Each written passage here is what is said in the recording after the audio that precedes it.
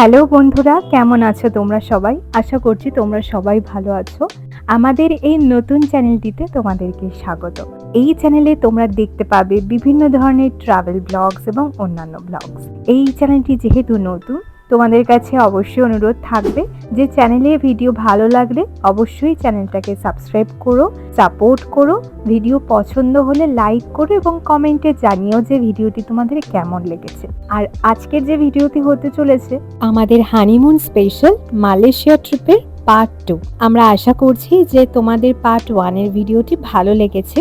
যদি তোমরা পার্ট 1 এখনো না দেখে থাকো তো তোমাদের কাছে অনুরোধ থাকলো অবশ্যই পার্ট 1 এর ভিডিওটি কিন্তু তোমরা আগে দেখো, না হলে এই ভিডিওটি বুঝতে কিন্তু তোমাদের একটু অসুবিধা হতে পারে। তাহলে পার্ট 1 আমরা শেষ করেছিলাম অ্যাকুয়ারিয়া কেএলসিসি দিয়ে। এরপর আমরা তৈরি হয়ে দুইজনই বেরিয়ে গেলাম কেএল টাওয়ার ডিনারের উদ্দেশ্যে। কেএল টাওয়ারের ডিনার তো অসাধারণ ছিলই, তার সাথে সাথে সেখান থেকে দেখা যাচ্ছে টুইন টাওয়ার। কেএল টাওয়ারের ডিনারের স্পেশালিটি হলো টাওয়ারের ফ্লোর রোটেট হচ্ছিল, কিন্তু খুবই আস্তে আস্তে। সেখানে ডিনার সেরে আমরা দুটিতে হেঁটে হেঁটে চলে এলাম হোটেল।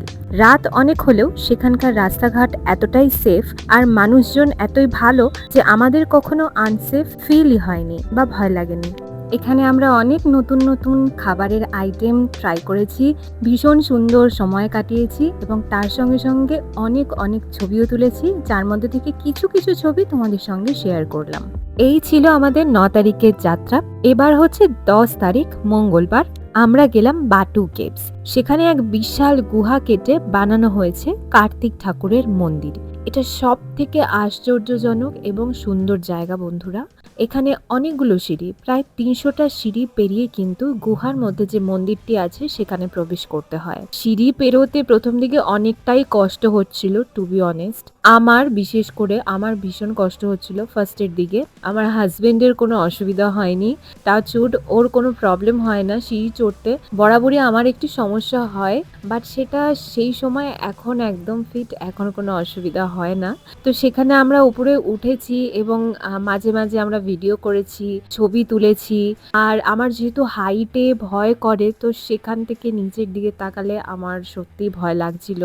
আমরা মন্দিরের ভেতরে গেলাম, পুজো দিলাম এবং জায়গাটা এতটাই ভালো আর ইউনিক লাগছিল আমাদের যে সেখানে আমরা প্রায় 1 ঘন্টা মতো ছিলাম। সেখানে পুজো দিয়েছি আমরা, যেহেতু ফোন অ্যালাউ করেছিল সেখানে, তো সব জায়গায় ফোন অ্যালাউ করছিল, যার জন্য আমরা তোমাদের জন্য এত সুন্দর ভিডিও এবং অনেক অনেক ছবি ক্যাপচার করতে পেরেছি।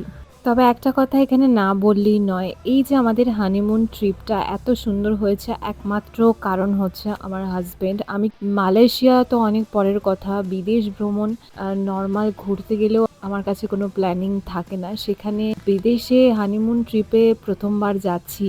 সমস্ত কিছু অ্যারেঞ্জ করে, ম্যানেজ করে, সমস্ত কিছু ঠিকঠাক মাথা ঠান্ডা রেখে আমি শুধু মালয়েশিয়া যাওয়ার ইচ্ছে প্রকাশ করেছিলাম, বাকিটা সবটাইও করেছে। দায়িত্ব নিয়ে ভীষণ ভালোবেসেও সমস্ত কিছু করে যে কোনো কাজ।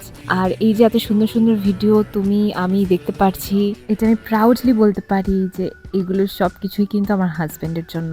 হি ইজ আ ভেরি সুইট গাই।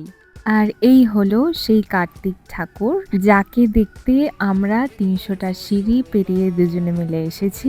ভীষণ সুন্দর ঠাকুর, সবসময় সুন্দর হয়। আর বিদেশে কার্তিক ঠাকুর পুজো হচ্ছে, এটাই একটা অবাক করা বিষয় নয় কি তোমাদের কাছে? বিদেশিরা কিন্তু খুব একটা প্রদীপ বা ধূপকাঠি জ্বালিয়ে আরতি সেখানে করছে না। আমরা যেহেতু নিজেরাই ভিডিও করছিলাম, ও করছিল, আমি ওকে জাস্ট টাচ করেছিলাম। আমার মনে হয় সবসময় যে ও দিলেই ঠাকুরকে আমার দেওয়া হয়ে যায়। আর ভিডিও ছবি সবটাই নিজেরাই করছিলাম, সেই জন্য সবটাই ম্যানেজ করে আমরা ভিডিওগুলো ক্যাপচার করার চেষ্টা করেছি। এখানে প্রথমে আমরা মোমবাতি দিয়ে আরতি করলাম, তারপর ধূপকাঠি দিয়ে আরতি করলাম এবং প্রসাদও আমাদের দিয়েছিলেন সেখানে ঠাকুরমশাই। তীর্থস্থান আমাদের বরাবর ভালো লাগে, আর এখানে তো এক অদ্ভুত শান্তি, বুঝতেই পারছো, গুহার মধ্যে মন্দির, অদ্ভুত শান্তির একটি জায়গা।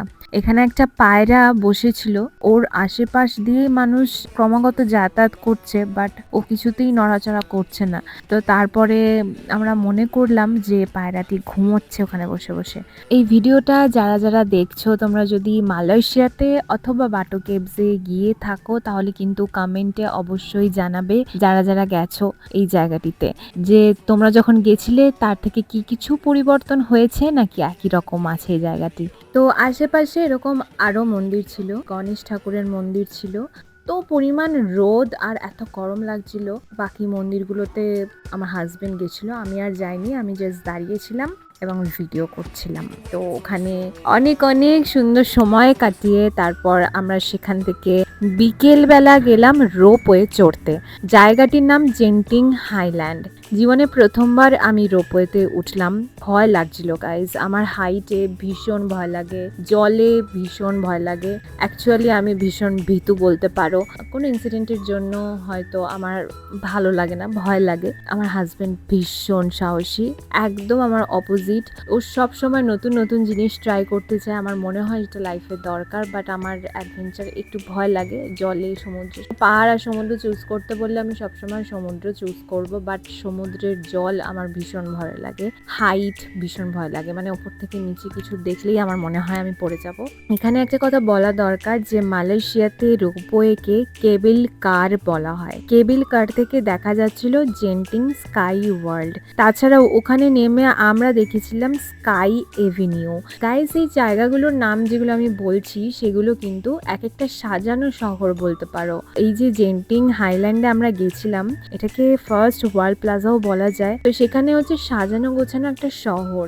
জাস্ট এক্সাম্পল বলতে পারি যে যদি কেউ আরএফএল টাওয়ার সেখানে নিয়ে বসিয়ে দেয়, কেউ নাগরদোলা উঠিয়ে মেলা থেকে সেখানে বসিয়ে দেয়, বড় বড় বিল্ডিংস, বড় বড় শপিং মল, যদি একটা শহরে যা যা কিছু থাকে সেখানে ওই জায়গাটাকে ঠিক সেরকম বানানো হয়েছে। সাথে মেলা, জুরাসিক পার্ক, বিভিন্ন ধরনের জিনিস সেখানে রয়েছে। এক কথায় বলা যায় ওখানে বাচ্চা থেকে বুড়ো কেউ বোর হবে না। বাচ্চাদের জন্য নাগরদোলনা থেকে শুরু করে সমস্ত কিছু তো রয়েছেই, এবং আমাদের এই যে যারা ওখানে সবকিছুই ভালো লাগবে। বাচ্চাদের জিনিসও ভালো লাগবে, মিড এজের জিনিসগুলো আমাদের ভালো লাগছে, বয়স্কদের জিনিসগুলোও আমাদের ভালো লাগছে। মানে ওদের এত ইউনিক চিন্তা ভাবনা। বিভিন্ন প্রোগ্রাম হচ্ছে এখানে, মিউজিক বাজছে, প্রচুর আলো, প্রচুর লোকজন, বিভিন্ন রকমের খাওয়া দাওয়া, সব মিলিয়ে মনে হচ্ছে একটা নতুন শহরের মধ্যে নতুন শহরে চলে গেছি। মালয়েশিয়া তো একটা নতুন শহর ছিলই, তার মধ্যেও মনে হচ্ছিল একটা নতুন শহরে আমরা চলে গেছি। সেখানে অনেক অনেক ভিডিও, অনেক ফটো তোলা হয়েছে। আর তারপরে আমরা ওখান থেকে রিটার্ন করে গেলাম আবার রোপওয়ে, রোপওয়ে নয়, কেবল কারে করে। তো বন্ধুরা, আজকের ভিডিও এইটুকুনি। তোমাদের কাছে অনুরোধ থাকবে ভিডিওটি কেমন লেগেছে অবশ্যই জানিও কমেন্টে। আর পার্ট 1 দেখতে কিন্তু একদম ভুলো না। এরপরে পার্ট 3, পার্ট 4 আরও অনেক সুন্দর সুন্দর ভিডিও তোমাদের জন্য অপেক্ষা করছে, সেগুলো অবশ্যই দেখো। আজকের ভিডিও এইটুকুনি। আজকের জন্য টাটা, বাই বাই, দেখা হচ্ছে নেক্সট ভিডিওতে।